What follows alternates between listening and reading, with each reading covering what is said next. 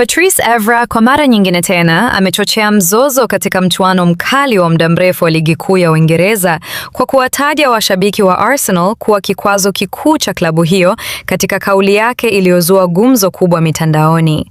Kufuatia kuanguka kwa Arsenal dakika za mwisho na kupata sare ya 2-2 dhidi ya Wolves walioko mkiani mwa msimamo, matokeo yaliyoshuhudia wakipoteza uongozi wa mabao mawili na kurudi nyuma zaidi katika mbio za ubingwa, Evra alitumia mitandao ya kijamii kutoa uamuzi wake mkali wa kawaida. Alidai kuwa si Mikel Arteta, wachezaji wala wamiliki wanaopaswa kulaumiwa kwa kusuasua kwa timu hiyo. Badala yake akawanyooshea kidole moja kwa moja washabiki kwa kile alichokiita matarajio ya ndoto za mchana na mazungumzo ya mapema kuhusu usajili wa kiangazi.